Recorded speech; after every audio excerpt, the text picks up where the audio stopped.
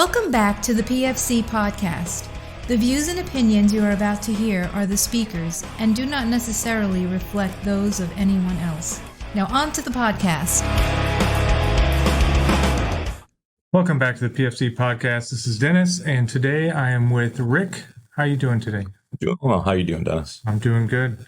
So today we're going to cover some lessons learned over a... I'm doing well. Good.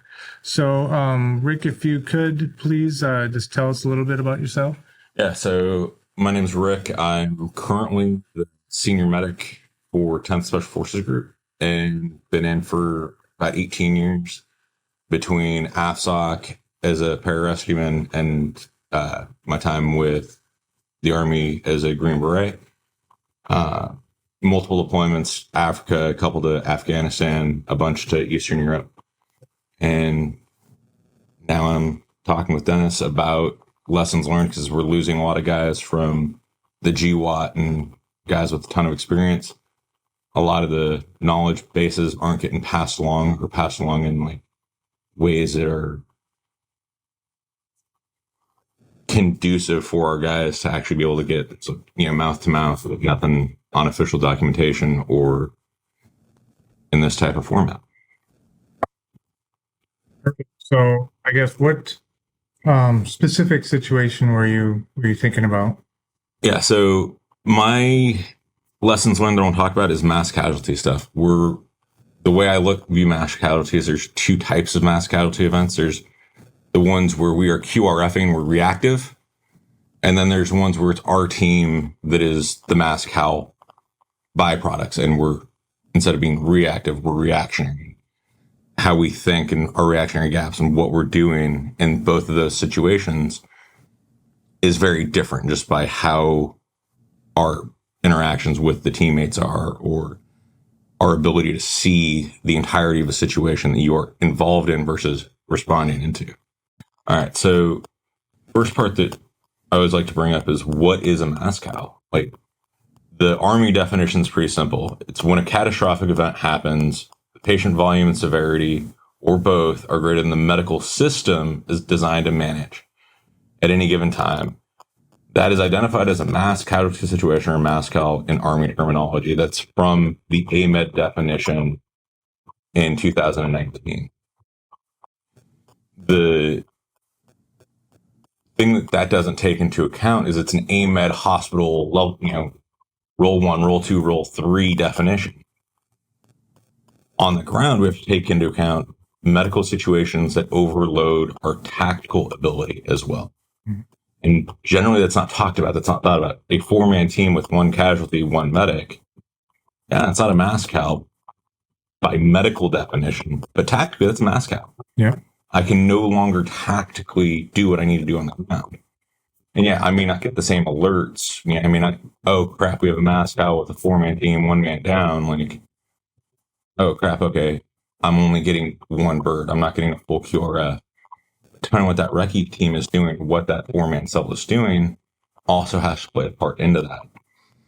So the event that I want to talk about specifically is one that actually happened 5 years ago next week. And it was, August of 17, my team was tasked with 2 other ODAs to clear an area in eastern Afghanistan from where we were at all the way to the Pakistani border. Is about a 17-mile clearance operation that we're supposed to do. And we were tasked to do this clearance over about a 17 to 21 day period. So all the planning, somehow our team was not involved in. It was all command directed planning, which everyone that has... It always works out well. Yeah, it's perfect because it's not your baby, and right. You can't call the ugly baby ugly in this situation because it's your boss's baby. So we get ready to step off, and some stuff happens, but the disposition, so who we had with us was my ODA. We had 11 dudes on our ODA. Our NMRG force, which was about 16 guys at that point. We'd lost a couple during the trip. A partner force of commandos, which was new to us. We got those commandos the same morning we were starting. Okay. Which, just is going to add to our chaos as we go through this story and through our lessons learned. Had attachments of 2 combat controllers, a pararescueman, 7 dudes from another ODA to include both their medics, their team sergeant, who was a prior medic, an Echo, a Charlie, and their captain, I believe, if I remember right. 2 SOD-A team dudes, the AOB commander. It's his baby. Can't not take him with us because he also said he's going. Had 11 infantry uplift dudes that were all of our drivers for our convoy and support by fire line that we were taking with us. An uplift medic, 2 EOD dudes, and 1 civilian. So we had a civilian jet team dude, interagency type guy that was there to validate and help train and cross train and do all the things that those guys do that classified things don't allow necessarily go into, because I also don't know it anyway. So. Right. We also had 3 MAT-Vs, 2 RG-33s, one of the RGs was designated as a C2 platform. The other was my CASEVAC platform in the event that we didn't have air, because over a long period of time, air's going to go black just because of weather.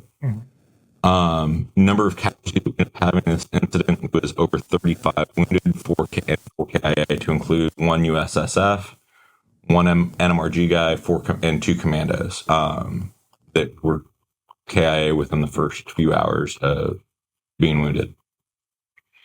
So 24 hours before we started the patrol, had a PJ show up to us, and he and I worked out some plans. What we were going to do, our initial plan was to leapfrog up and down valley walls. We're going to climb the valley and then assault calots and compounds from the high side, which, and it's a lot of extra effort, but giving us that superiority of being uphill instead of having to assault uphill made a lot of sense. However, after multiple dry holes or calots that had already been destroyed because we didn't know they'd already been bombed, but they were on the map, they were on imagery that we had, so it's like, we're going to do this. We started taking fire from across the valley, and we had another team, very similar makeup, operating on our south side. So we had a fire delineation line, was the green zone with the river running right through the middle of the valley. Anything that was on the south side of the valley would be engaged solely from the team on the south. Anything from the north would be engaged on the north. I mean, kind of made sense in theory. Yeah. Until you realize in practice where we're getting shot from is going to only be from the south, and the team on the south is only going to get shot from the north just by angles, and then we can't see where they're getting shot from to drop on them. So it became or vice versa. They couldn't see where we were trying to get effects on targets. So it became very tenuous, very slow moving situation. So had all these plans of how we're going to do this. And after about 6 hours being bogged down, sniper fire, machine gun fire hitting us, we decided, we're going to go down to the valley floor and we're going to move through, and we're not even going to try and clear compounds. We're just we take fire, we're going to drop them. And that was kind of a good idea in my opinion. Not my decision, but I definitely liked it. About 4 o'clock in the afternoon, actually about 3 o'clock in the afternoon, as we made this decision, PJ had his rope ruck. He and I discussed dropping his rope ruck because it's super heavy, because we're no longer going to go up and down. We're just going to push straight into the valley. And he pulled all of his medical equipment that he could, put it into pockets, into a fanny pack, dump pouch. So he's running all of his medicine out of his pockets. It's actually worked really well for him in this day. But just some things to we always think, we have to have an M9, we have to have a fanny pack. And you can put a crap ton of Class 8 in your pockets and do a lot of good stuff out of it. Especially when every dude's got a IPAC that you've checked. Right. So some of those just additional, hey, let's think about how we're carrying something, why we're going a certain way. If I have to run up a mountain, I'm following dudes up the mountain, I probably don't need rappelling equipment. Right. Now a dude falls into a crevasse or into a hole, into a well, Screwed. I'm screwed, but I've got my truck 200, 300 meters away. Okay. I can have somebody bring that rope pack to me. Right. Now I'm 5K away from that truck. I need to make sure I've got my rope kit. It kind of goes, good thought process. So So as we were moving in, or as we were getting ready to start, we ended up getting delayed by multiple hours even before we even started. So the team leader for the other ODA for the Southside team was relieved of his position a couple hours before they started, and said it like my team was never notified until after the team was already multiple kilometers into their clearance operation. So we can't just, hey, like, no, come back here, guys. We need to retalk this plan. It was, all right, well, Leroy Jenkins, let's go, because they're already out there. We can't leave these kids flapping because things change. They're obviously comfortable with their team configuration. All right, let's go. That doesn't mean we were comfortable with their team configuration. We don't always have to be comfortable with our partner force or other guys' configuration. So as we get out, we're going through the valley, take my first casualty, some spalling off some sniper rounds, and some dudes catching debris from an RPG. Fairly early, nothing that I needed medevac for. A couple, not even really pressure dressings, basically band-aids on these guys, and we're able to continue moving on. And so, as I was saying, about 3:00, ditch the rope ruck, and we decide we're staying on the valley floor at this point.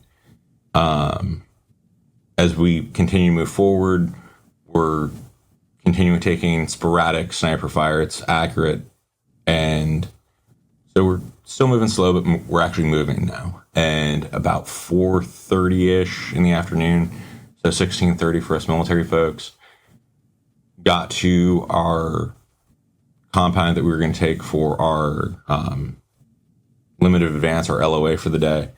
And as we got into that compound, started clearing it, had our MRG, clearing tunnel networks under it, we realized that the building that we had planned on our GRGs and our imagery to take was a mosque.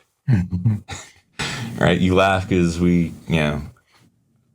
great planning, but if we don't know what the building is, because it's all mud clots, like, it can change your perception immediately when you walk into a building. You're like, oh, this is going to be important to them. Right. Like, oh, shit. And so team leadership started discussing, okay, do we want to maintain this building? Or do we want, like, we're starting to get to sunset. Like, do we want to assault up this hill into a village and try and take some sort of compound up there to remain overnight? As the discussion was being made, had an explosion on our roadway that was about 250 meters northeast of our position. There happened to be multiple hulks of vehicles that had hit multiple IEDs in that area. So we're like, rock slide, maybe another IED, because we didn't see any of the tall tale signs of RPG, didn't have any, smoke trails, didn't have any of that type of stuff. So like, that was interesting. About 10 minutes later, same type of explosion, same magnitude, about 250 meters southwest of our position. Myself and a couple other guys that have been around a while, like, we looked at each other, junior bravos, like, yeah, we're being bracketed. We're pretty well fucked right now. And so the decision was made. We've got a hardened structure, or we can, go out into the open and circle the trucks up. Which way is our best way on this one? And the determination was made that we're going to stay in the building and in the compound itself. It's like, I think that was probably the right decision with the information we had at the time. About 10 minutes after the second round hit in that southwest position, me and actually our civilian guy were sitting in the southeast window of the mosque pulling security, and I just hear this cutting of air, and he and I looked at each other because we heard it coming in and knew it was going to be bad. And next thing we know, have this explosion inside the building, dust flying everywhere. The first thing I heard is from my very, very devout Mormon, like, never heard him cuss, never heard him say a bad word in his life. Oh fuck, my knee. Dust hasn't settled yet. I'm getting my helmet back on because I was adjusting my pelletors and everything else. And Moved to him. He's got multiple penetrating trauma to his right leg. One piece of shrapnel nailed him right in his patella, so his leg is locked out. He's got 2 additional through and through shrapnel wounds to his lateral right gastroc, so his outer calf. No major signs of bleeding, so I don't throw a tourniquet on him or anything. His junior standing there, kind of like, oh shit, this just got real. Throw a fentanyl eye pop in his mouth. Not even thinking, like, I'm the guy that the 800 microgram pops are, a great little way to take the edge off. So on long ops, especially when we're split teaming, I break the rules and I give my guys the fentanyl pops to go into their evac. Mm-hmm. So I'm pulling one out, not thinking that, oh, he's already got one. I hand him one. Give him the instructions, don't chew on this. He looks at me as he bites it in half and pulls out his second one. I was like, oh no. Got to remember where I've got my stuff cross-loaded, because I may need that later on. Right. So give directions. We're over the radio landslide calls, so we're bailing out of the building as quickly as we can, getting all the casualties out. So I tell his junior, hey man, take him to the trucks. We're going to try and set our CCP up down there. And as we do so, I start moving forward. Immediately see one of our Afghans is bent like an exorcist. He has his feet over his head backwards. And I see him trying to take one agonal breath. I'm like, okay, cool. That's my first expectant. I'm not even going to try and deal with that right now. I need to see what else is going on. Move to the front door, and my junior Delta and the team sergeant from our other team are putting tourniquets on somebody. I'm like, cool. I step around both of them and see it is my junior Charlie. Multiple penetrating traumas, arterial bleed from, if I remember right, it was his left femoral that was taken out. Tourniquets on both legs. I move up to his head and just moon dust everywhere. His beard, mouth, nose are just caked, and he's trying to gasp for air. Immediately crank him. No pulse ox, nothing. It was just, he needs an airway. And I don't have time to try and sweep stuff out of his mouth. So I cranked him, got the airway on. Some of those training scars, like we've got from Trauma 2, we've got from, guys who've gone through civilian paramedic schools. Oh, we got to try and intubate. Man, I don't have time for that. I don't have the drugs. I don't have any of those things. So that's my first lessons learned is like, one, crikes are your king in combat. Yeah. Outside the team house, I'm not carrying supraglottic airways. I'm carrying cripes. You want another airway? Grab another crate kit. Maybe grab a long crate. Maybe grab an ET tube that you haven't cut down if you really want to get wazoo. But I don't have the cube and weight space for an intubation kit. So starting to get around some of our training scars is one of the things I realized. But what I realized as I was walking to the door and I'm getting through and I'm starting to treat my my junior Charlie was like this scenario felt just like a training scenario. Multiple training scenarios as PJ for MASCALs and helicopter crashes. It felt identical to training scenarios that I've been in. So make sure you make your training scenarios as realistic as you can. Mm-hmm. A lot of our training scenarios that guys are getting into because we're getting either lazy, complacent, or our guys with the real world experience are leaving, or a combination thereof, they're getting less realistic. They're getting timelines. They're getting, we're training to time and not to standard. That's right. What I'm trying to say. Yeah. And so make sure you make it real. Make sure you have the standard and have set goals for the training so that when it happens to you, you're like, man, I've already done this. So at this point, I already know I've got 3 casualties.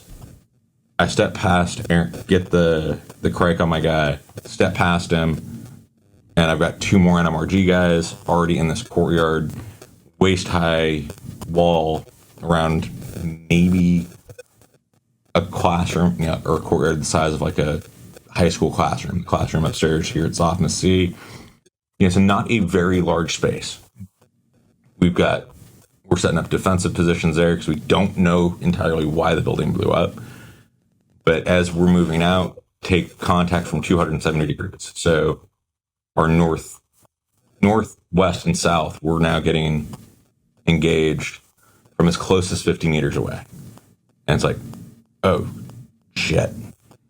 But, we've got that other team that's in an overwatch position. They're about 600 or 800 meters away, but they're elevated. So they're able to start just hammering targets for us. Got miniguns going off overhead, 240s and M2. Like, every weapon they had was coming into our green zone, which is exactly what we need to do. We had our building and our vehicles as cover. So their weapons are now able to engage anything that wasn't us. And it was probably what saved our ass. That and some Viper lines dropping big bombs. Yeah. Right. But, never mind the Air Force guys at this point. Yeah, of course. So with the contact we immediately started receiving, it was determined we're going to make our CCP there in the courtyard because we don't have the ability to move across our open terrain to get to a different CCP that would be potentially better over by the trucks. We can make it all organized and all the things that we like to try and do training. But it's not training, it's real. So I've got dudes, before contact broke out, they knew the building blew up, so they're bringing aid bags and litters off the trucks. And this CCP just becomes a melee of man, equipment. And, oh man, it was crazy. It was the craziest CCP I've ever seen. But what was also nice about it was because it was small, I was able to quickly move from patient to patient to patient and develop my load plans. What I didn't do is write them down. I never marked patients of your number 1, your number 2. It was all in my head, which as the scenario drove on, like, cool, I've got 6, 7 patients. I've got a massive TBI at this point, not really recognizing that in myself. So I'm counting patients at one point to my captain. I'm like, we've got 1 here, 2 here. And I already sent 2 dudes down to the trucks. We got 5, 7. Cool. And I've got a couple of guys had helmet cams. We've got 1, 2, 3, 4, 5, 7. It's not that I forgot how to count, but later on, like in some of those videos and audio clips, it's, hey man, where's this guy at? And it's dudes that have already sent to our PZ posture CCP or to the trucks. And I'm like, I don't know where my guys are. So losing accountability and trying to now, hey man, like, I need you to go find this guy. Yeah, that's really cool in a firefight, right? Like, hey, we're going to do a search party because I don't remember where I put a guy. And that, had I written it down, I've got my cheat cards in my admin pouch or on my quarterback sleeve for a reason. Didn't use any of them. And so, that's kind of that lesson learned too. Of like, man, like, document your shit, not just your patients. Like, oh, I gave this patient this much drug and hit, all of his misreport stuff. But like, where are you putting patients? What's your load plan? Guys think that their 18 Charlies or their team sergeants or team leaders should be making that. And the reality is they don't know medicine, so they don't know who's important medically to get off the ground. They don't know if my aircraft can take 2 urgents and 2 priorities or 2 priorities and 2 routines, where the configuration is, what setup of guys I need to get out and when. And if I'm not writing it down, when I start sending guys out, I'm going to lose complete control of my CCP. Mm-hmm. Well, I'm not the team leader. I'm not the team sergeant. I own everything that goes on in that CCP. It's the senior Delta on the ground. So if you're the senior medic, you've got to own it. You can't just go, oh, cool, team sergeant's going to develop a plan because first bird out, team sergeant went. He was one of my casualties. My Fox was one of my casualties. My Alpha was massive T-bot. He ended up getting medic retired. My senior Bravo's a casualty. My senior Charlie's a casualty. So now I'm the last senior standing by the end of all of our medevacs that we did. And it's like, oh, crap. I don't know where I sent dudes. I don't know what birds they got on. I don't know what lifts they got on. This snowballs not just while we're in that combat zone because, yeah, we just took a devastating hit. We're retrograding. We're retreating. We're pulling back. Whatever you want to call it. We're done for the day. Mm-hmm. We're going to go back. We're going to lick our wounds and figure it out. And knowing where I sent dudes, like, okay, dude, on medevac bird 1, this guy went. Cool. Well, medevac bird 1 flew to Jaff, but medevac 2 had to fly to Bath because, well, we sent so many guys to JAF already, they can't take any more patients. So now when I get back to an area I can do logistics and figure stuff out, I can think about that stuff. Yeah, ideally, somebody at the TOC or JOC or whoever else has that information for you. It's also nice to know where you put your own guys. Yeah. So get my crike on my first American, move over to the first Afghan I'm assessing and actually doing a full assessment on. And I look up my intel guy, my Fox, is sitting there, and he's dish-eyed, pupils are dilated. He's just not in a good state of mind. And look down at the guy as I'm at his chest and head, and his left pant leg was just soaked with blood. So the immediately tell my Fox to get a tourniquet on that leg, and I'm watching him just fumble through trying to get a tourniquet on. I was like, ooh, shit. So that was my first indicator that he's got something more going on. He's not bleeding anywhere. Excuse me. But he's got something that he needs to no longer be in the fight. I take his weapon and clear his weapon. Didn't take his firing pins or bolt carry. Just took cleared it, took his mag out, and he never put a mag back. I think he had checked out enough, like from his mental, from his TBI, that he just wasn't comprehending what had just happened to him. Mm-hmm. He's another one that ended up medically retiring from his TBI. Finally gets a tourniquet on. I'm able to expose that wound and ended up with penetrating trauma to the upper medial left thigh. The pieces of shrapnel that he had, we were controlling his bleed, but he's continuing, externally, but where it was at, he's continuing to desat and become more and more unstable. So he became my other than my American, he's my number one Afghan. I know I need to get out. And so, because there's bleeding in the box somewhere, I get TXA on him, and that was about it. Come to find out, he had 2 pieces of shrapnel hit his femur. One tracked down the femur with, other than taking out his femoral artery, no other, nothing that we could do about it. Cool, we can throw a tourniquet on, we're good to go. The other piece of shrapnel tracked up his femur, through his inguinal arch, and took out his common iliac artery. Mm. So there was nothing we were going to do for this guy other than get him to bright lights and cold steel. Somehow this dude survived. He held on long enough to get to the FST, and JMAO, as they're hearing all the stuff going on, moved. I think they were already planning an op in our area, so they put the JMAO at the FST site there at JAF and saved this dude's life. I think it was 57 units of blood in the first 2 days. Lost all the toes on his left foot, but returned to being an NMRG dude about 8 months later. And you're like, what? You cut off my toes, I'm probably not coming back to work. Right. I think I'm done at that point. But these dudes, super resilient. Yeah. And it's all right, cool. I didn't do any none of us did any wazoo medicine for this dude. Survived over an hour on the ground, plus the medevac flight, plus triage at the FST, and survives all of it. So that's some of those things where it's cool. We also need to remember people are going to die and people are going to live, sometimes regardless of what we do.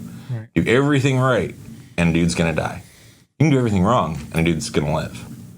That's probably the lower spectrum. If I do everything wrong, probably going to kill the guy.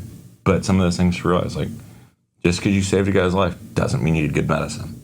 Just because a guy died doesn't mean you did bad medicine. And that's another one of those big training scars from schoolhouse. It's oh, your patient died. So you did bad medicine. We didn't tape the IV down. You didn't tape the IV down. You did bad medicine. You did a crate before you tried to intubate. You did bad. It's no, we need to get away from some of that stuff. Stop talking about what to think and start talking about and teaching how to think again. Yeah. The guys that went through SOCM back in the early 2000s and 90s, it was all principle driven, not, And nothing against CBM. I'm not saying that, but like everything was best practice. And like, how do we best modify this thing for the battlefield before EBM became the hot topic thing?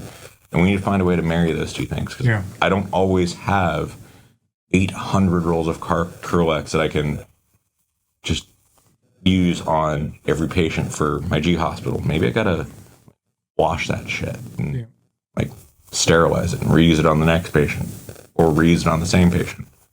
You know, things that, oh my, that's that. But it's stuff we have to do in our environment.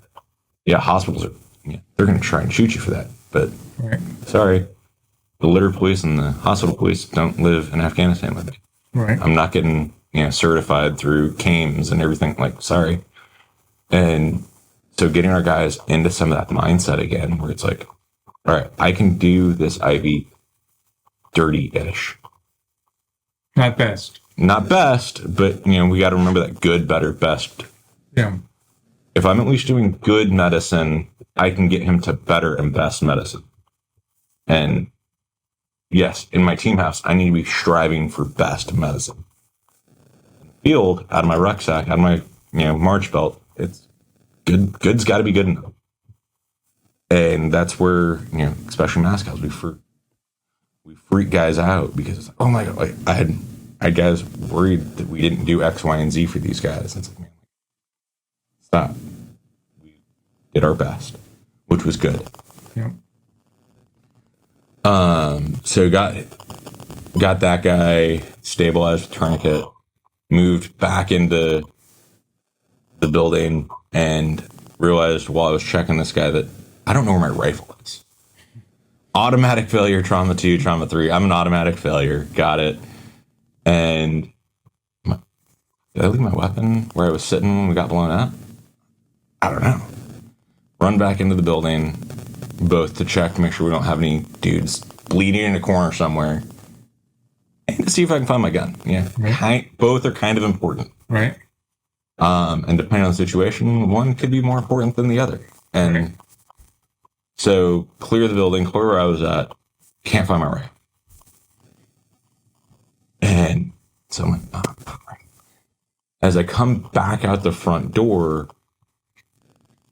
where I was sitting to do the crike on my Charlie, there is now another guy gasping for air, another Afghan. All right, cool. Like, I can't treat him where he's at. I'm getting tipped for all, hey, like, what's our situation? What? It's like, oh, yeah, by the way, I haven't updated my Alpha and my Zulu. Yeah, this is MASCAL. If you didn't know that, this is a MASCAL.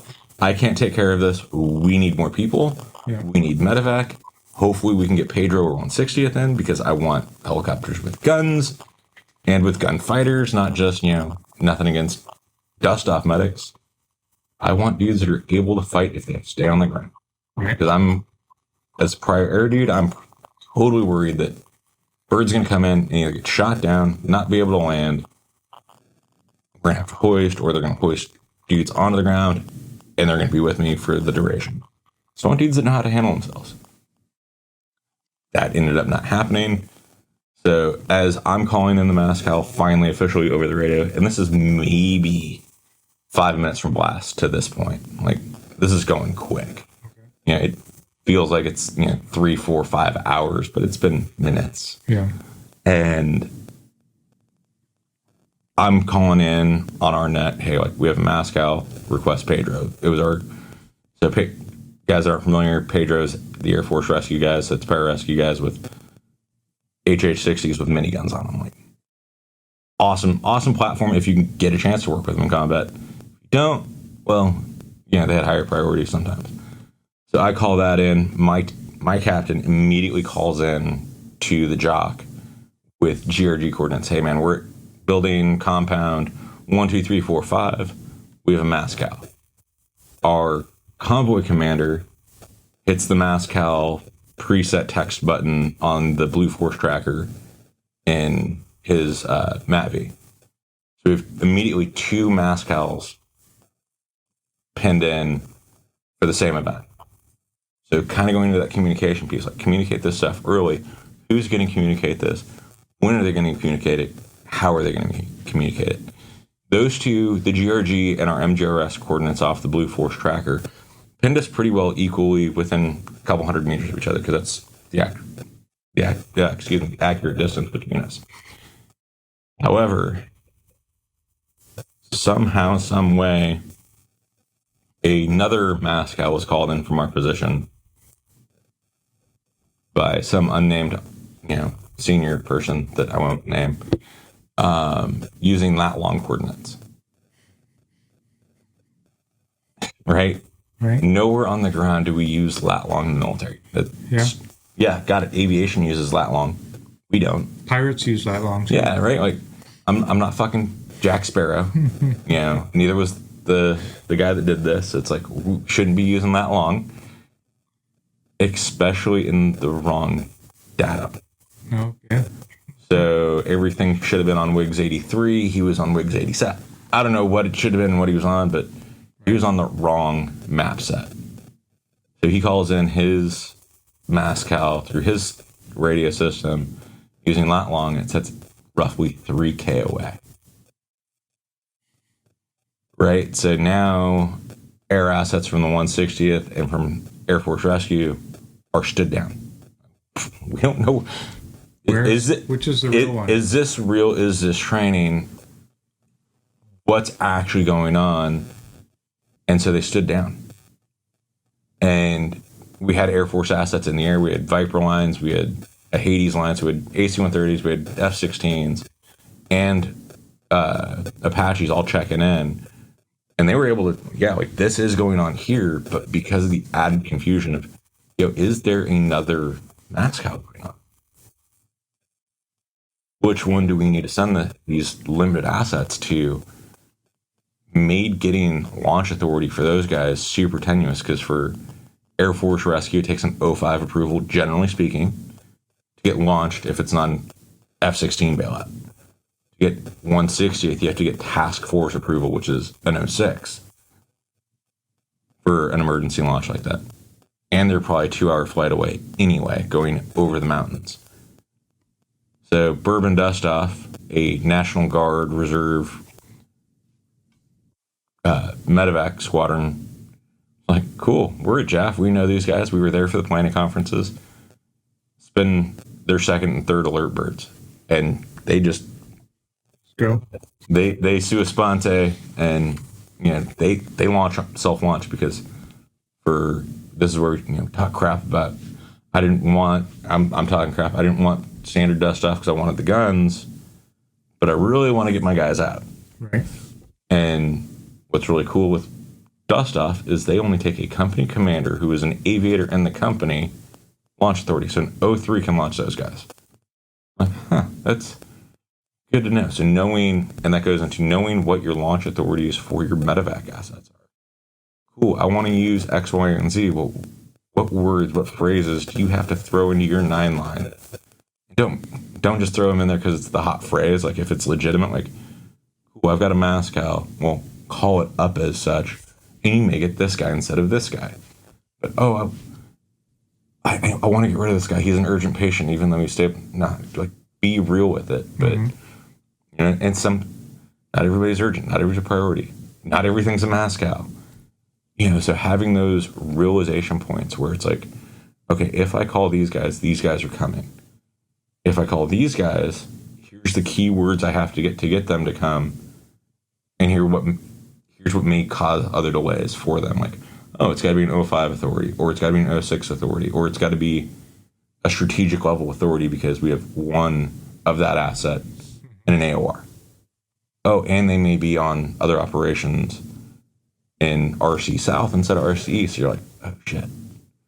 So understanding that, pre-coordinating with those units. If you're wanting to use a unit that's not organic to you, pre-coordinate that. And that's what we'd been pre-coordinating with the Bourbon Dustoff guys for the entire trip. So they knew who we were. They knew our voices on the radio. So they felt a sense of urgency and alarm. So they launched. And it ended up getting our first medevac on site like an hour and 15 from point of time of injury to first bird on the ground. And that's remarkably fast. Landed under fire, mortars going off, rockets hitting around them. Like, these dudes did not give a shit. And it was awesome. Saved half the dudes that we medevaced. Like, they would not have made it had it not been for those guys. So as I make that MASCAL call, all the chaos that goes on with that, start trying to figure out what we're doing. We're getting target, bombs on target, and we end up Winchestering or completely taking all the rounds off of 4 F-16. I think it was 4 F-16s, 2 Apaches, and 1 AC-130s. It's like our controllers were doing work. During all of this, I'm still trying to develop my med plan. I've got my junior deltas just staying on my 1 critically wounded American. And that's when I finally start getting pinged, like, hey man, like we've got some other patients down along the convoy. Can we get an 18 delta? Because all of our deltas, we got 5 deltas, 6 deltas, qualified guys at my site. I've got 168 whiskey treating dudes down at this other site. I'm like, crap. So realizing I've got essentially 2 locations I've got to manage, and they're potentially hundreds of meters apart. So I look down, we got the guy that was starting gas for air, get him moved over while I'm talking to my captain about, like, hey, we've got this MASCAL going on. Here's who I want. Here's why I want him. Get me this asset if we can. Pick up that guy, and lo and behold, he got laid on my rifle. So I find my gun, which is, it's like that Easter egg. Yes, I got it. So real careful about not losing my gun at this point. Okay.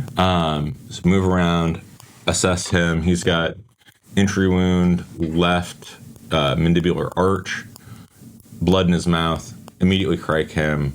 He's trying to gas for respirations. I'm like, again, I'm not messing with anything else.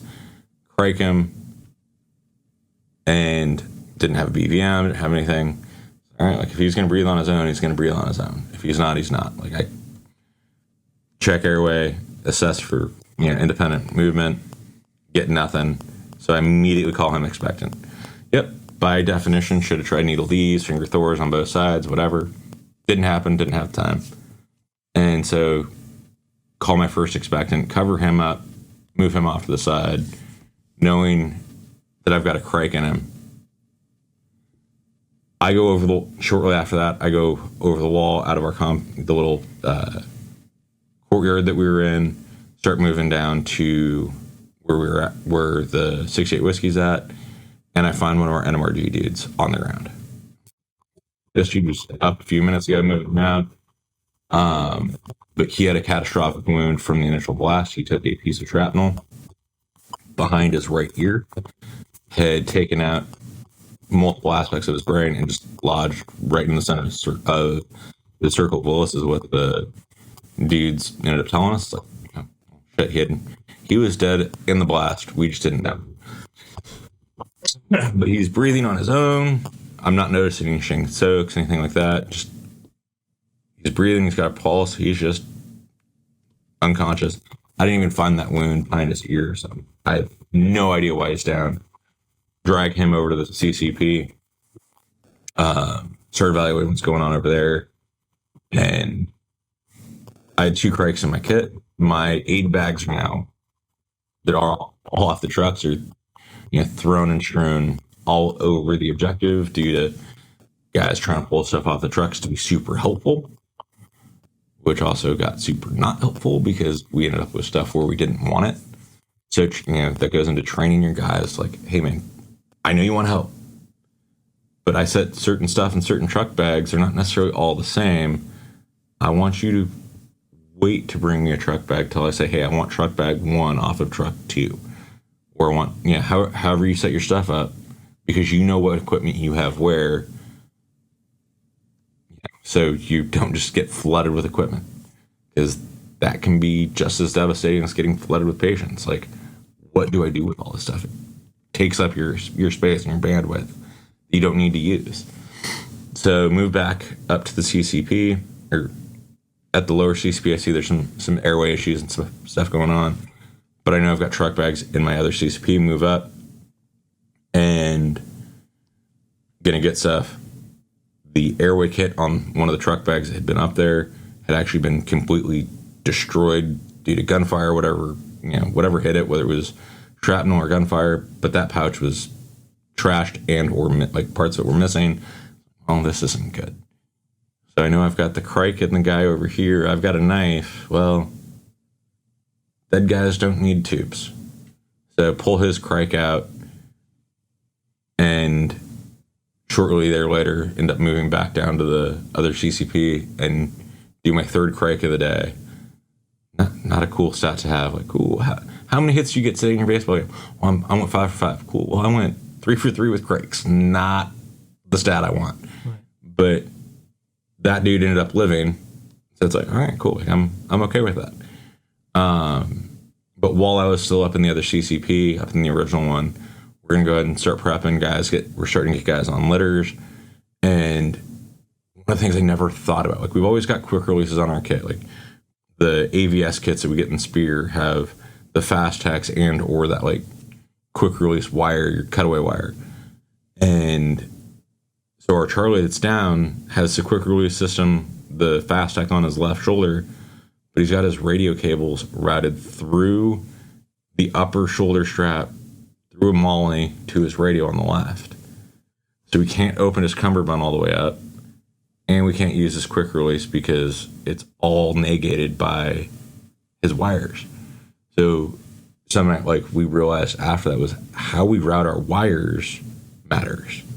And just the little things, like we never, at least I never thought about. And many of the guys, like the CRIF dudes, the CAG dude, like those dudes take enough casualties and do enough, like they've thought about it. They've rearranged where they put their stuff.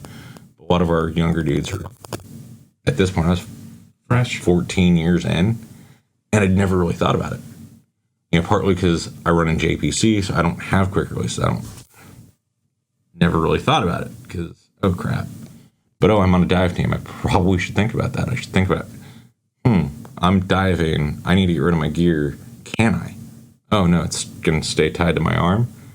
So having some of those things where it's like, okay, we went to log roll our Charlie, get him on the litter, and he was still tied into his equipment.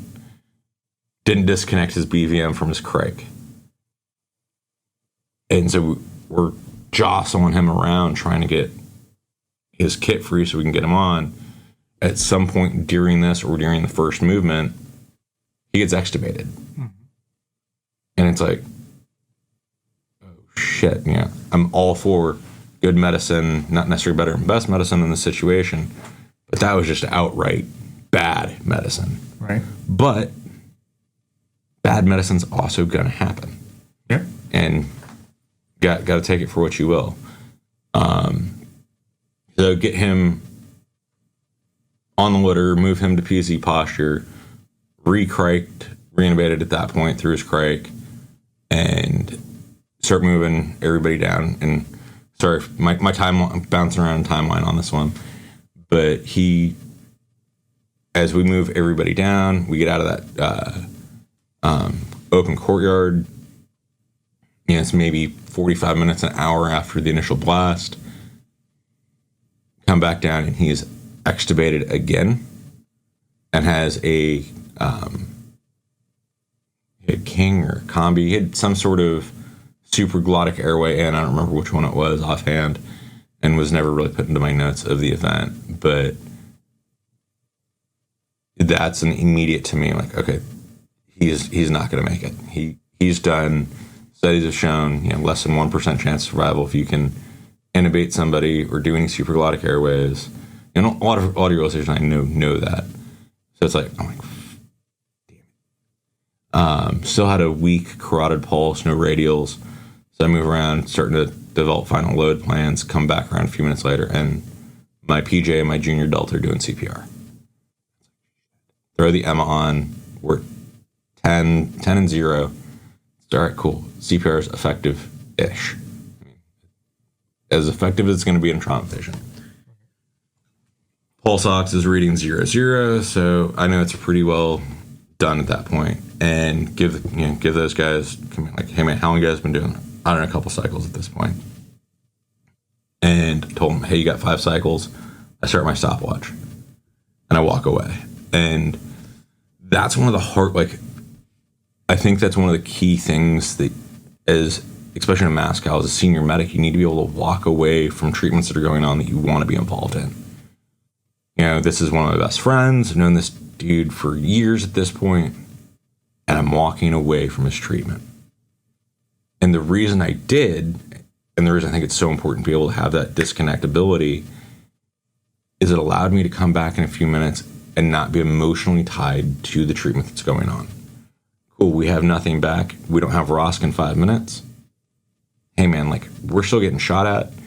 We still have a dozen plus patients on the ground.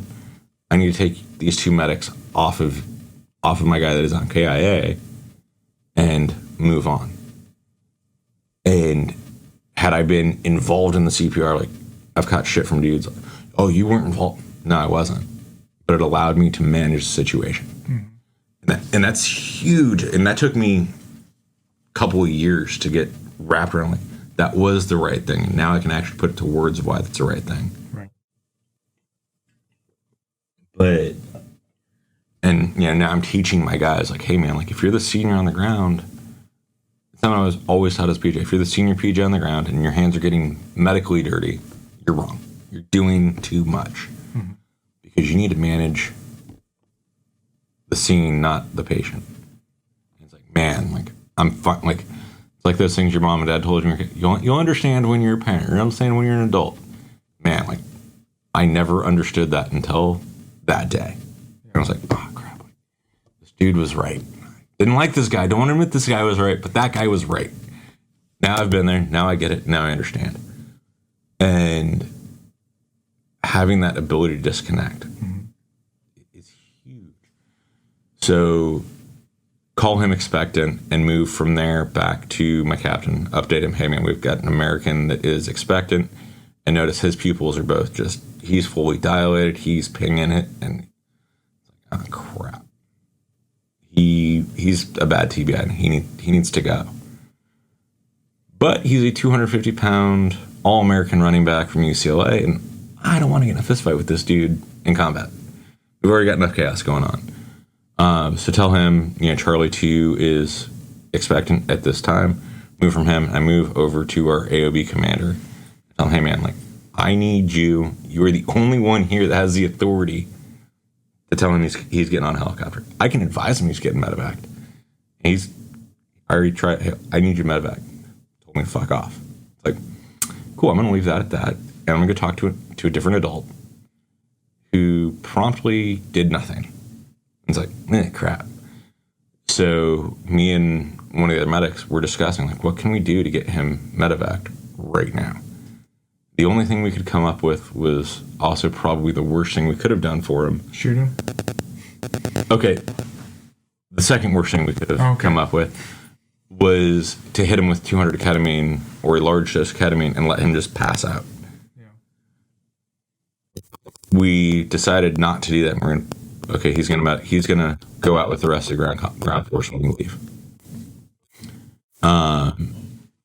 But as his TBI, as we start moving out, his mental abilities and his level of consciousness just start going down. He's stumbling when he looks like he's taking a whole fifth of vodka at this point. Like he's nearly walking off cliffs.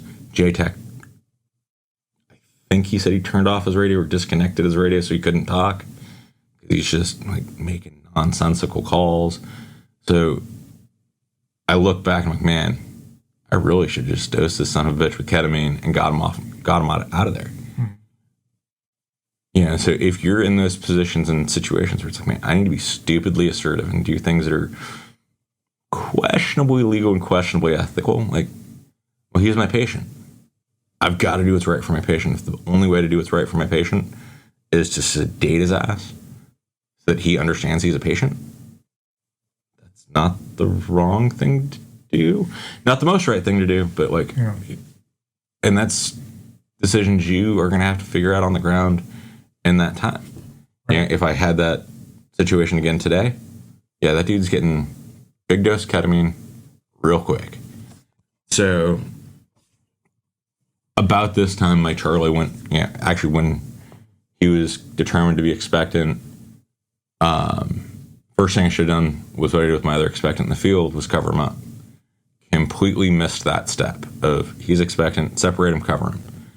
And so as I move back to talk to the AOB commander, I get back and my Fox with his TBI, my captain are now doing CPR on him again. It's like, oh no. This is day one level fuck up.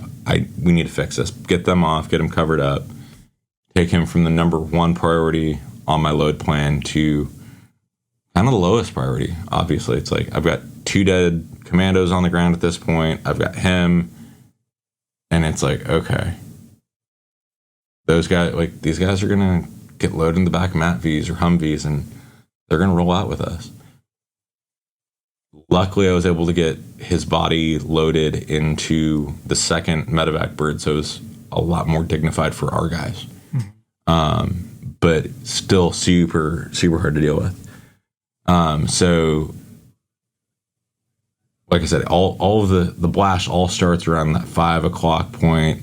Sun's starting to go down in the west, high mountains to the east or to the west, and our birds are going to be flying in from the east. So if you've ever played much with air, the worst times to fly are at our stand 2 hours. Like, cool, sunset, sunrise. Like, man, we get this thing called thermal crossover, and MVGs work really good on level at that point. Like, I'm at air to air, I can see you, but looking through that thermal layer that is produced is almost impossible. So these dust off guys, as they're starting to come in, are now blind to us on the ground. And it became a question of how do we mark ourselves so that they can find us. Anything IR is not non-visible on the ground at this point. So our combat controller ended up taking a red headlamp, 2 red headlamps, walked out into the middle of the field while getting shot at, and used red headlamps as buzzsaws, highlighting his position to every dude for 5 miles around. Mm-hmm. And just getting creative with how you're going to mark in these weird times of day. Oh, we're out of smoke. We're out of all of the things we would want to use. How do we do it? How many patients can I now, that first bird comes in, I've got 4 urgent, high priority patients, put them all on one bird because I want them out as fast as I can. And I've got second bird coming in 5 minutes behind, so I'm not worried about, and it's only a 15-minute flight to the hospital, Jeff. So these guys are going to be stable or they're not going to be. But one of the patients I'd given a lower dose of ketamine to, I think it gave him 2 bumps of 20 IM at some, like during, starts coming out of his half-life and goes straight K-hole agitation in the back of the bird. And so remembering, like, hey, dude, I'm getting ready to fly this dude. I probably want to redose him before we go. Right. And because I don't need my problems to be the air crew's problems. One of the things I've heard the last 2 weeks, I'm gonna turf this decision off to medevac. Man, like, it's an asshole decision. Like, you're a medic on the ground with the bro. Make the right decision, both for your dude and the guy you're handing off to. So second bird comes in, I get 8 casualties, and my my junior Charlie on board. Those dudes haul ass back, and I've still got more patients coming out of the woodwork. So it's like, okay, we've got more dudes and seats, but how long is it? Ask the dudes from dust off, how long to get another bird out? Like, it's gonna be another hour. Just by spend times there and back is gonna be half hour plus offload plus refuel. So put the most injured dudes into trucks as much as we could, and end up busing, just convoying, walking back to our MSS site that we started at, And the ODA that we left in charge of the MSS site had some dudes augmenting them from the 82nd to include an ER doc from WOMAC and a bunch of dudes, and they set up it was picture perfect MASH setup. Like, I felt like I walked into the Black Hawk Down tent hospital where General Garrison's trying to clean up blood in the movie. Like, it looked like got T-Rex lights up, and MASCAL didn't end just because we got off the X. Mm-hmm. So it's like, that's the other thing. Like, cool, we got these 14 guys off target, 13 guys off target. Yeah, but we were in a building that blew up. So now every dude that was in that building is being full assessed. So it's like, I'm thinking I've got 13 patients. I didn't notice my junior Delta had taken 215 pieces of shrapnel to his right side. He's covered in blood. I'm assuming it's patient blood, not his blood. He didn't say a thing. I didn't ask. He didn't say, And so I walk in. I was the last guy in the convoy to walk in. And Delta 2 is stark naked, just, sun's out, gun out, type of situation. And he's got holes just from his knee or from his ankle to his knee is high concentration. And then as it comes up his thigh, hip, and lateral abdomen on his right side, it's just like, what? When did this happen? Yeah, in the initial ones. I missed probably one of my most injured patients. Never even thought about him getting patient. Mm-hmm. And so that's gonna happen. But just because you get off the X doesn't mean that MASCAL's over. Right. Cool. Like, we have a helicopter crash. We picked everybody up. We flew back. Cool. It's over ish. Right. But this is combat. We've still got to figure out, okay, who do we have on the ground? Who do we have with us? Now, my captain that he was showing significant signs of TBI earlier has now become combative. He's irate. Have the company sergeant major at this MSS site. He walks up to talk to the captain. He says something the captain didn't like, and he knocked him out.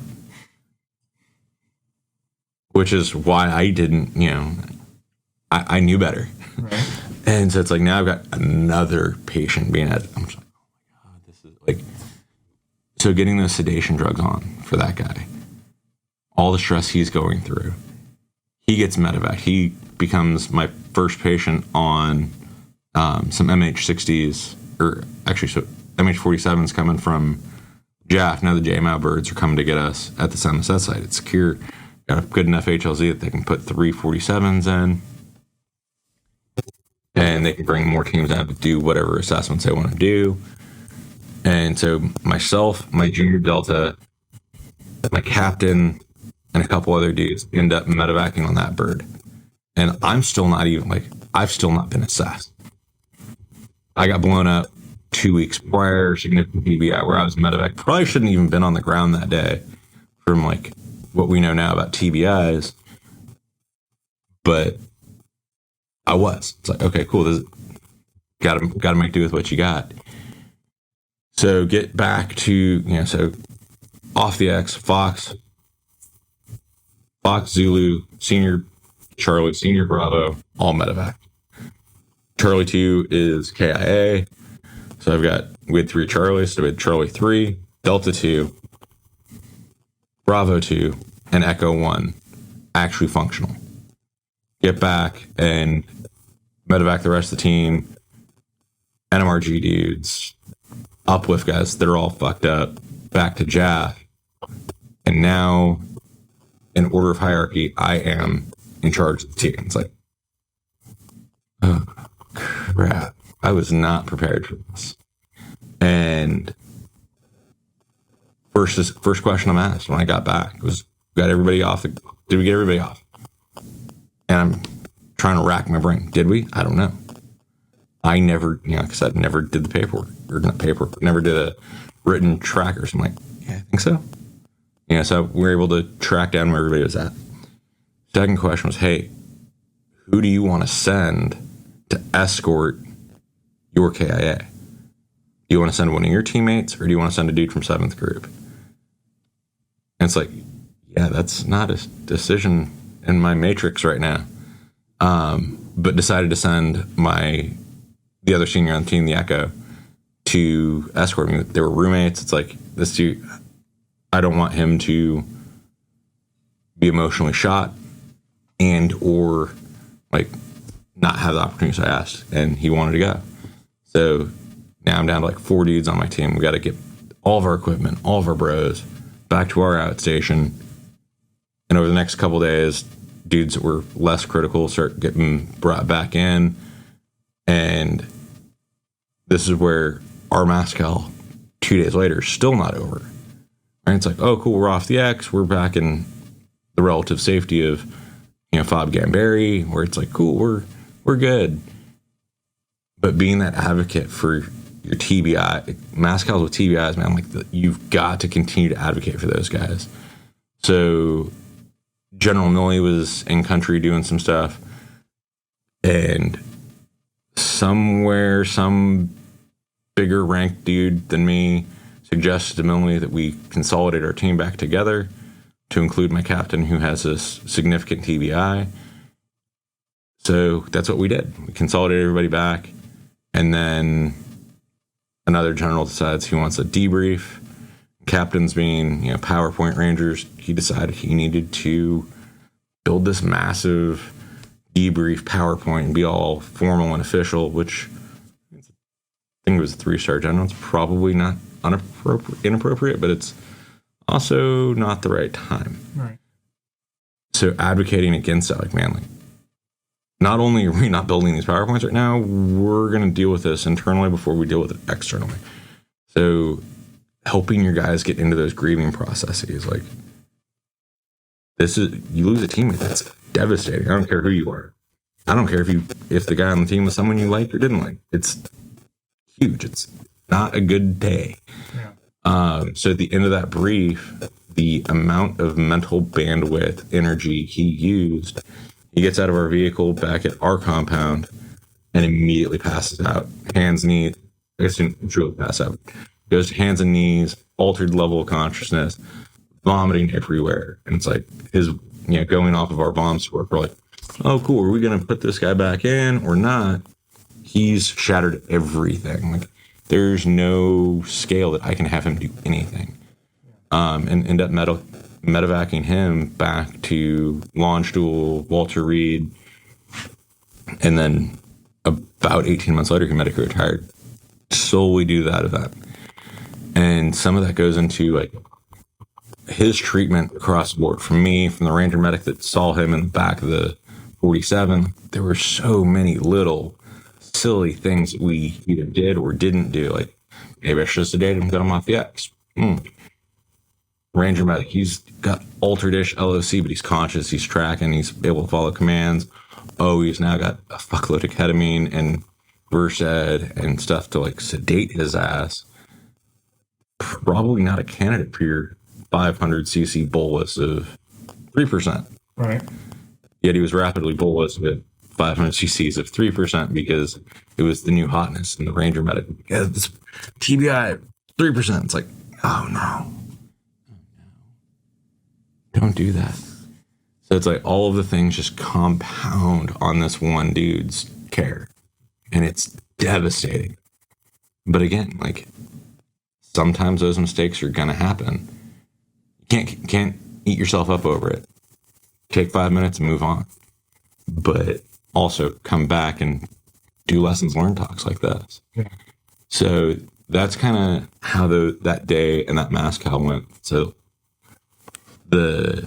some of the biggest lessons learned I got out of it that I haven't already hit are kind of making sure you write all your stuff down.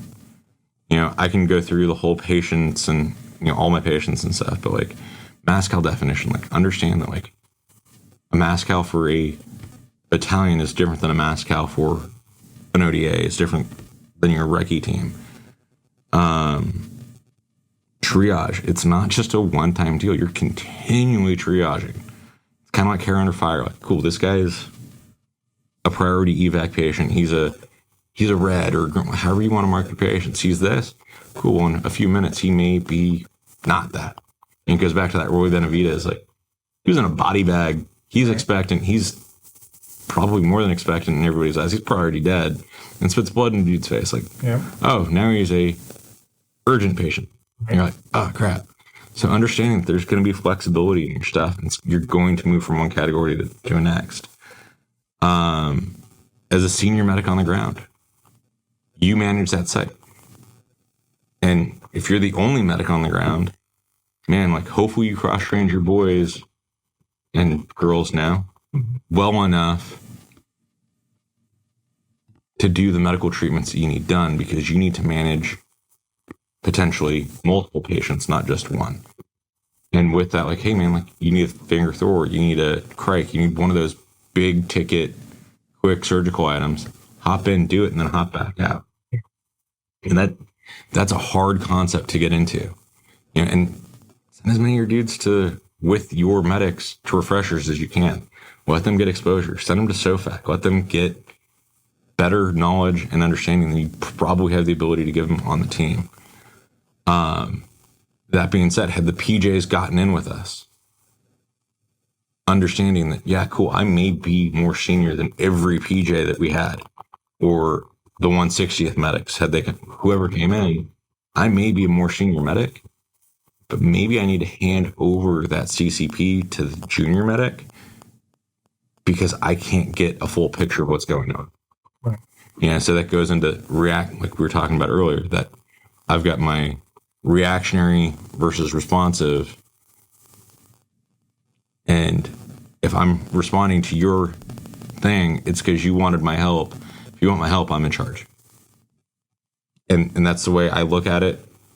And when I was with both the guard company and the active duty company, that's how we talked about it. It's like, hey man, like, I come into you as a medic, or if my team comes in, we're going to take over as much of the scene and scenario as possible because we have a fresh set of eyes. You're going to tell me what you see, and then I'm going to tell you I'm in charge, and we're going to go from there. Because whatever reason you weren't able to handle it. And it's not that's not a knock on people. Being familiar and understanding what your session of command is. You know, as a senior Delta, senior E6, I've got a senior or a E7 Bravo that is a junior. Who's taking charge of this team? Cool. While we were still on the X, he was, because he's tactically able to do that, where I was tactically drowning in medicine. Cool. But when it came back to, we're back at FOB, you know, where we were at, like, I am now on that hierarchy of I'm in charge. And it's like, crap, I got to make decisions that I don't want to make. So being familiar with that and knowing who's going to take that next man up position, knowing when, like, cool, it's technically the junior echoes the last guy up, and but maybe you're going to bypass the Deltas because they're, you know, elbows deep in guts doing medicine right now. But then you're going to spin those guys up on what decisions you were making. Treatments. Don't be afraid to make the big decisions and big treatments. Mm-hmm. That day, I did multiple crikes, multiple finger thoracostomies. PJ did multiple finger thoracostomies as well. The hardest part is making the decision. Don't say, like, man, this dude needs an airway. Do it. You see it, you think it, do it. Don't continue to think about it. That goes for blood, that goes for crikes, that goes for whatever it is. Yeah, BSI is important. It'll fail you in trauma too. But at no point during this entire incident did any of us put on BSI. Yep, got it. Like, there's risk involved in that. So that goes into, like, knowing who you're working with, who you're working on, what the endemic, pandemic diseases of a region are. Like, we go to Eastern Ukraine right now, and 25% of that population has AIDS, HIV, and hepatitis. I'm gonna be real cautious about not throwing gloves on it. Where in Afghanistan, the dudes we were working with had all been well screened. There's still stuff running around, but I'm less worried about it. Not that I'm not worried about it. KIs and expectants, man. Like with my Charlie 2, I declared him expectant, but didn't move him, didn't isolate him, didn't cover him. And that covering, like, man, it sounds like such a small thing, but psychologically, that is that, final curtain's dropped. I curtain you, I cover you up with that flag, put your rifle on you, and everybody understands. There's no question of like, oh, the medic just walked away. This is what just happened. Like, all of us carry a flag for that cool guy photo opportunity. Yeah. But at the same time, that's not why we carry the flag. It's to cover our brothers when the worst happens. Load plans and tracking. Man, I had no idea where dudes were. I had no idea what hospitals they'd gone to, what medevac bird, where them bird 1, bird 2. And some of it's not that hugely important, but at the same time, like, oh, cool, medevac bird 1 went down. Who was on it? My guys. We didn't send up battle roster numbers. We didn't give them no idea. And that then that's when that becomes that big deal. Like, crap. Know what assets you have availability here. Units adjacent. We always talk about it during our briefs. Like, oh, this unit's adjacent. Cool. What do I need to do to get them to come help me when I'm in distress? Whether it's a task force unit, and good luck trying to get them to come help, because they're probably strategic level deep and stuff, and our tactical level mission maybe doesn't warrant pulling them off, but it probably does because it's Americans. Gear prep, know where your stuff is. Label your stuff so that your other dudes know what bags you want brought up in what order and what's in what bags. There's always debate on this, like whether we use the same loadout. For me, when I've got a junior, I'm not going to say he's got to have the same bag as I do, but when we have M9s, they're packed identically. All of our fanny packs are packed identically. Our March belt, yeah, that's a completely you thing.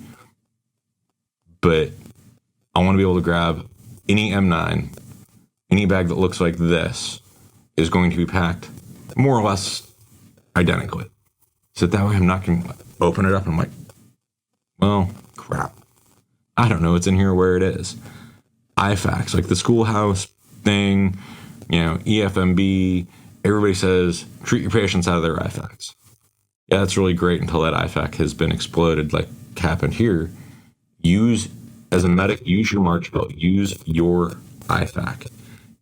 I'm not a fan of in-the-plate IFACs for my team guys, ever, because rounds go through those. Now that entire IFAC is shot, and I'm trying to pull his IFAC out, and you can't get it, and everything's going on. I can't get my IFAC out to treat you. But having your IFAC where you can treat your buddy and resupply your IFAC, that's what we were having to do. Cross-training your guys, not only to the point that, cool, they can pass a T-Tri-C exam if they had to take it, but to the point that you're comfortable with them treating you. Cross-train your junior medics to the point that you're comfortable with them treating your kid. As a medic, I should be respected enough amongst my team to treat their kids. Yeah, I may tell them, nah, I'm not, go to the hospital. Right. But at the same time, minor, especially trauma stuff, like I should be good enough they can trust me to treat their wife and kid. And then the other big thing is, what weapon are you carrying and why? I've seen medics want to carry 240s or like I'm the primary, and it's like, God, if you're the sniper on the team, you're probably going to carry a sniper rifle. But know what your mission is. Think about I'm going to carry a SCAR heavy. Why?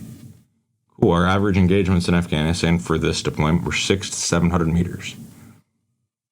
My M4 is not really going to do much effective range. 550, 600. We're outside of that engagement distance. All I'm doing is pinning dudes down so we can put bombs on them. So I went with the shortest barrel I could with a suppressor so I can move in and around vehicles and move and shoot around patients when we have danger close stuff. So thinking about that, Iraq, I'll carry a pistol. Afghanistan, I don't carry a pistol.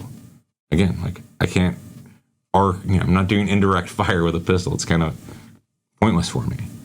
But, we're doing urban combat, like having it in my ruck so I can put it on. Having those thought processes that as a commando medic, you've got to understand which role you're in and when. So that's the big stuff I've got for my MASCAL stuff that I try and drill down on guys. Make them do some of your MASCALs as PFC, where you've got to go not just for that 30, 40, 45 minutes, hell, even an hour is usually our longest MASCAL training that most of our guys do. Make it a half a day event where we're going to evac dudes, but air goes red. Now you got dudes you're stuck with on the ground.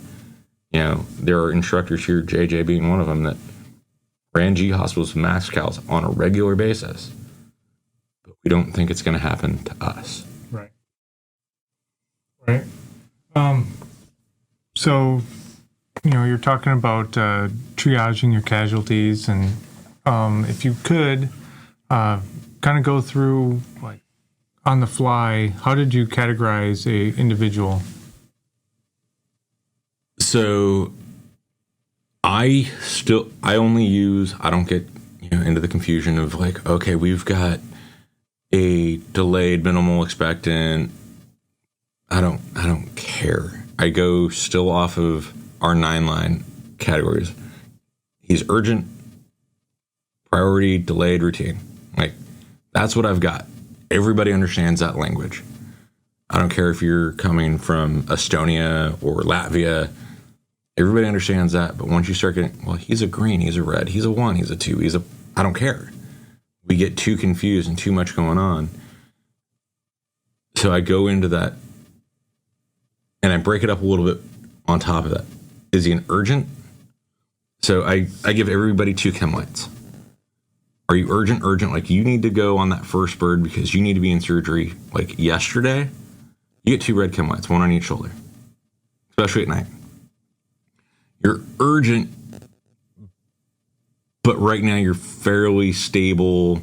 Your vitals are good, but you still need surgery in the next hour or 2. You're on that high side of priority, lower side of urgent. I'm going to give you a red and a yellow. So and what I'm doing while I'm doing this is it allows me to kind of see on the ground who I'm sending when. So I've got a MASCAL kit in most of my trucks, and chem lights and extra T-Tri-C cards and all that type of crap. And, you're a true priority. Like, you've got an amputation, but you're stable. I've got tourniquets. You're not bleeding anymore. You're not going to bleed anymore because I've got 2 tourniquets on you. But your pelvis is stable. You're mentating well. You're going to be a priority. So you got 2 yellows. Oh, but now you get shot again. Well, now I switch you. Cool, you're a walking wounded. You get my Fox, altered mental status.